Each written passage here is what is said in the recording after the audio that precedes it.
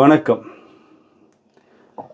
அண்மையில் சமூக ஊடகங்களில் பெரிதாக பேசப்பட்ட ஒரு விஷயத்தை பற்றி தான் இந்த வீடியோவில் பார்க்க போகிறோம். ஒரு இளைஞர் ஒருவருடைய மரணம் சம்பந்தமாக இந்த வீடியோவில் பார்க்க போகிறோம். இந்த வீடியோ சமூக ஊடகங்களில் அண்மையில் பரவலாக வந்திருந்தது. ஆனால் அந்த வீடியோ பகிர முடியாத அது சம்பந்தமான தகவல் சரியான முறையில் தெரியாத காரணத்தினால் அதுக்கப்புறமாக அந்த வீடியோவை நாங்கள் பகிரலை, அது சம்மந்தமாக பேசலை. என்ன நடந்தது அப்படின்ற விஷயத்தை நான் இந்த வீடியோவில் பகிர்ந்து கொள்கிறேன். நாளைக்கு இது உங்களுக்கும் நடக்கலாம் அப்படின்றதுக்காக இந்த வீடியோ பாருங்கள். ஒரு விழிப்புணர்வு வீடியோவாக இதை வச்சுக்கொள்ளுங்க.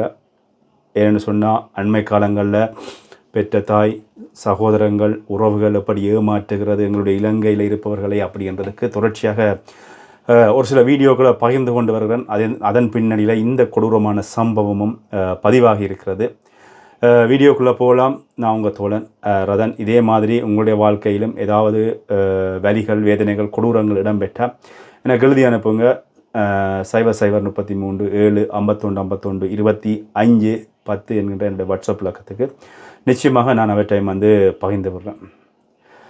சில நிமிடங்களுக்கு முன்னால் தான் ஒரு சாதாரணமாக பேசி கொண்டிருந்த உயிர் இந்த உலக விட்டு போயிருக்கிறது. ஒரு சில நாட்கள் வெப்பமே இந்த ஒரு சில நாட்களில் இந்த உயிர் போனது அப்படின்றது பெரிய ஒரு அதிர்ச்சியை ஏற்படுத்தி இருக்கிறது. நீங்கள் இந்த வீடியோவை பார்த்துருப்பீங்க.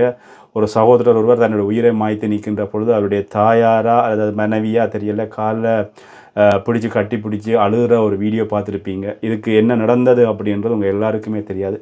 அதைத்தான் இதில் ஃபுல்லாக நான் உங்களோட பகிர்ந்து கொள்ள போகிறேன். இந்த கடந்த காலங்களில் இந்த சமூக ஊடகங்களில் பரவலாக வருகின்ற இந்த இலங்கையில் இடம்பெறுகின்ற மரணங்கள் அல்லது இந்த உயிரிழப்புகள் பார்த்திங்கன்னு சொன்னால் ஒட்டுமொத்த இலங்கையர் மட்டுமன்றி உலகத்தில் இருக்கின்ற தமிழர்களையும் பாதிக்கிற ஒரு விஷயமாக இருக்கிறது. அதே மாதிரி தான் ஒரு குறிப்பிட்ட சகோதரர் ஒருவர் முகநூல் நேரலை போட்டுவிட்டு தன்னுடைய உயிரை மாய்த்து கொண்ட விஷயம் பார்த்திங்கன்னு சொன்னால் உலகத் தமிழர்கள் மட்டும் இல்லாமல் இலங்கை தமிழர்களையும் பேரதிர்ச்சியில் ஆழ்த்தி இருக்கிற சம்பவம் பதிவாகி இருக்கிறது. இதன் பின்னணியில் மிக மிக கொடூரமான ஒரு விஷயமாக பார்க்கப்படுறது மனித உறவுகளை தாண்டி பணம்தான் முக்கியம் என்கின்ற துரோகம் மிக மிக கொடியது. அப்படி ஒரு துரோகம்தான் இவருக்கு இடம்பெற்றிருக்கிறது. குறிப்பிட்ட சகோதரனுடைய பேர் தினேஷ் அப்படின்னு சொல்லி அவருக்கு 35 வயது அப்படின்னு சொல்லி வெளியாகிறது. இவரை பற்றிய கதையாகத்தான் இந்த விஷயம் நகரப்போகிறது. குறிப்பிட்ட இளைஞர் ரொம்ப கஷ்டப்பட்ட ஒரு இளைஞர். அவருக்கு ஒரு அண்ணா, அவரோட அம்மா, அப்பா இல்லை. 3 பேருமே வறுமையின் பிடியில் வாழ்ந்து வருகின்ற பொழுது குறிப்பிட்ட சகோதரர் எப்படியாவது தான் வாழ்க்கையில் முன்னேறணும், இந்த குடும்பத்தை நல்ல நிலைக்கு கொண்டு வரணும் அப்படியே என்று சொல்லி அல்லது இந்த குடும்பத்தை கரை சேர்க்க வேண்டும் அப்படின்னு சொல்லி படிப்பில் தீவிரமாக இருக்கிறார். வெறியோடு படிக்கிறார். தன்னுடைய படிப்பினுடைய கனவை நனவாக்குகின்ற வகையில் கொரியன் மொழியை தெரிவு செய்கிறார். கொரியன் மொழியில் 25வது வயதில் அவர் சிறப்பு தேர்ச்சி பெற்று அதுக்கப்புறமாக 1000 எதிர்பார்ப்புகளோடு கொரியாவுக்கு வேலைக்காக போகிறார். உங்கள் எல்லாருக்குமே தெரியும், ஐரோப்பிய நாடுகளை மாதிரி தான் கொரியாவிலும் கடும் குளிர் இருக்கும், அதே மாதிரி கடும் வெப்பம் இருக்கும். இவர் கடும் குளிர்லையும் கஷ்டப்பட்டு உழைக்கிறாரு. அதே மாதிரி கடும் வெக்கையிலும் ஒவ்வொரு நிமிடங்களையும் பணமாகணும் அப்படின்னு சொல்லி கஷ்டப்பட்டு ஓடி ஓடி ஓடி உழைத்து நல்ல நிலைமைக்கு தன்னுடைய அண்ணனையும் தன்னுடைய தாயையும் கொண்டு வர வேண்டும் அப்படி என்று சொல்லி ஓடிக்கொண்டிருக்கிறார். இப்படியே ஓடிக்கொண்டிருக்கின்ற நேரத்தில் தான் உழைத்த அவ்வளவு பணத்தையும் இலங்கையில் இருந்த தன்னுடைய தாயினுடைய வங்கி கணக்குக்கு அனுப்பி வைக்கிறார் குறிப்பிட்ட சகோதரர். வங்கி கணக்குக்கு குறிப்பிட்ட சகோதரர் அனுப்பி வைக்கின்ற பொழுது குறிப்பிட்ட தாயார் அந்த குடிசை வீட்டை சொல்கிறாங்க, தம்பி இந்த வீட்டை நாங்கள் எடுத்துகிட்டு நல்ல ஒரு வீடு ஒன்று கட்டுவோம். இதில் நெடுக மழைக்குள்ளையும் இந்த வெயிலுக்கையும் நாங்கள் கஷ்டப்பட்டு கொண்டு இருக்க முடியாது. எங்களுக்கும் எங்களுடைய வாழ்க்கையை மாற்றணும். இந்த வீட்டை நான் கொஞ்சம் டெவலப் பண்ணி நல்ல வீடாக கட்டுவோம் அப்படின்னு சொல்கின்ற பொழுது இந்த குறிப்பிட்ட சகோதரன் தினேஷம் ஓமன்னு சொல்லி தாயினுடைய அக்கௌண்ட்டுக்கு பணம் அனுப்பி கொண்டிருக்காங்க. வீடு வெகு விரைவாக வளர்ந்து கொண்டு வருகிறது. வளர்ந்து கொண்டு வருகின்ற பொழுது தாயார் சொல்கிறாங்க, இந்த வீடு உனக்குத்தான், இந்த வீடு கஷ்டப்பட்டு நீ உழைச்ச காசில் கட்டப்பட்ட வீடு, இந்த வீட்டை நான் உனக்கு எழுதி தருகிறேன் அப்படின்னு சொல்லி சொல்கிறார். தாயார் சொல்கின்ற பொழுது தன்னுடைய 6 வருட உழைப்பை அந்த வீடு கட்டுறதுக்காக குறிப்பிட்ட சகோதரன் தினேஷ் போட்டிருக்கார். போட்டதுக்கு அப்புறமாக சரி வீடெல்லாம் முடிஞ்சுது, சந்தோஷத்தோட இலங்கைக்கு போயிருக்கிறாரு. இலங்கைக்கு போகின்ற பொழுது அவருக்கு வந்து திருமணம் நிச்சயிக்கப்படுகிறது. திருமணம் நிச்சயிக்கப்பட்டு திருமணம் முடிஞ்சது. திருமணம் முடிஞ்செல்லாம் முடிஞ்ச உடனே மனைவியாரிடம் இது சம்மந்தமாக அவர் பேசுகிறார் போல இருக்குது. மனைவியார் வந்து சொல்கிறாங்க, உங்களுக்கு வீடு அளித்தார்னு சொல்லி சொன்னவங்க நீங்கள் கேளுங்க, நீங்கள் அந்த வீட்டை வந்து உங்களோட பேருக்கு வந்து மாற்றி தர சொல்லி கேளுங்க அப்படின்னு சொல்லி சொன்ன பொழுது பிரச்சனை அப்போ தான் வெளியில் வருது. தாயாரிடம் இது சம்மந்தமாக அம்மா எப்போ எனக்கு இந்த வீட்டை மாற்றி எழுதி தருவீங்க அப்படின்னு சொல்லி கேட்கின்ற பொழுது அந்த தாயார் சொல்கிறாங்க, இல்லை தம்பி, நான் இந்த வீட்டை ஏற்கனவே உன்னுடைய அண்ணாவினுடைய பேருக்கு எழுதி வைத்து விட்டேன் அப்படி என்று சொல்லி அந்த உண்மையை சொல்கிறாங்க. இவரால் அதை தாக்கு பிடிக்க முடியலை. பெரிய ஒரு ஏமாற்றம். அது மட்டும் இல்லாமல் மனைவி, அவங்களுடைய குடும்பம், அவங்களுடைய வீட்டார் எல்லாருமே வந்து இவரை வந்து பலவீனமானவர் அப்படின்னு சொல்லி இவரை கேவலப்படுத்த தொடங்குறாங்க. கையில் ஒரு கொஞ்சம் காசு மிஞ்சி இருக்குது. அந்த காசை வந்து ஒரு வேன் மட்டுமே வாங்க முடியும். சரி, அந்த வேனை வாங்கி கொண்டு நான் இனி இங்கே இருந்து உழைப்போம் அப்படின்னு சொல்லி இவர் யோசிக்கிறார். இப்படியே இருக்கின்ற பொழுது இவர் கொரியாவில் போய் உழைச்ச பணம், அந்த 10 வருட உழைப்புக்குன்னு சொல்லி டேக்ஸ் டிபார்ட்மெண்ட்டால் டேக்ஸ் அனுப்பப்படுது இவருக்கு வீட்டுக்கு. பெரிய ஒரு அமௌண்ட். இவரால் என்ன செய்கிறேன்னு தெரியல. அந்த டேக்ஸை வந்து கட்டணும் அப்படின்னு சொல்லி டேக்ஸ் டிபார்ட்மெண்ட் சொல்லுன்ற பொழுது இவர் வேறு வழி இல்லை, வாங்கிய வேனை திருப்பி விற்கிறார். இவர் கையில் இருந்த காசுகளையும் வச்சு அந்த டேக்ஸ் டிபார்ட்மெண்ட்டுடைய காசை வந்து கட்டுறார். 10-11 வருடமாக கொரியாவில் இருந்து கஷ்டப்பட்ட இளைஞருக்கு வந்து இறுதியாக மிஞ்சி இருந்தது 15 லட்சம் ரூபா பணம் மட்டுமே.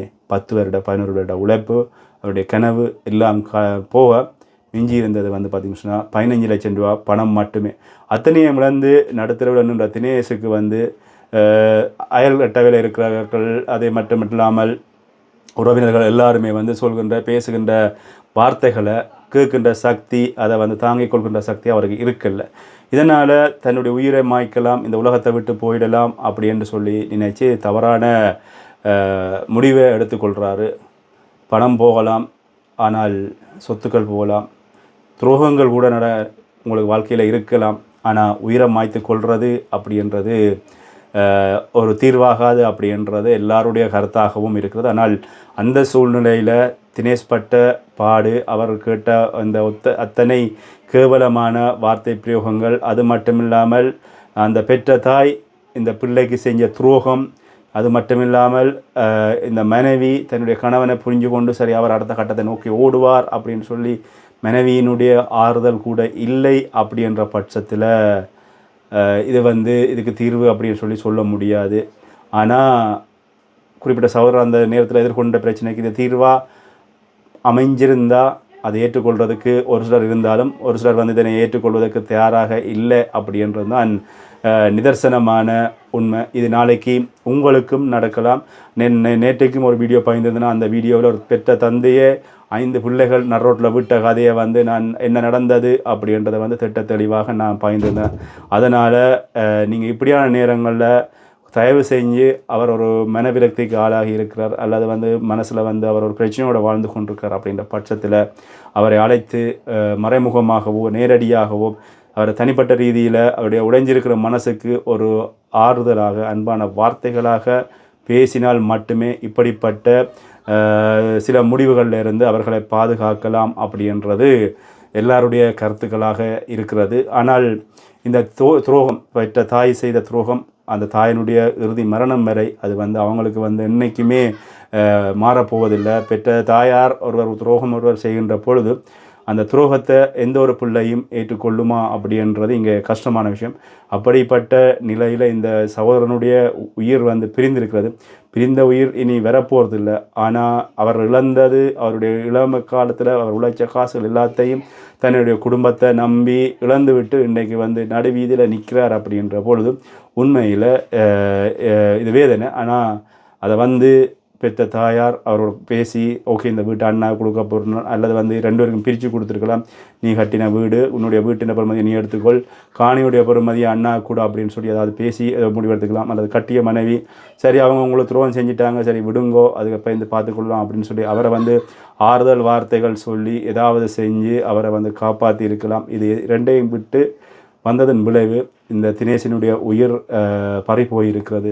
வேதனையான சம்பவம் தான். இதுபோல் உங்களுடைய வாழ்க்கையிலும் இடம்பெற்றிருக்கலாம். அது பற்றி இந்த வீடியோ பற்றிய உங்களுடைய கருத்துக்களை வந்து என்னோட பகிர்ந்து கொள்ளுங்கள். அது மட்டும் இல்லாமல் நாளைக்கு இதுபோல் உங்களுக்கு நடக்காமல் இருக்கணும், மிக மிக அவதானமாக இருங்க அப்படின்றத இந்த வீடியோவில் சொல்லிக்கொண்டு மீண்டும் இன்னொரு வீடியோவில் சந்திக்கிறேன். நன்றி.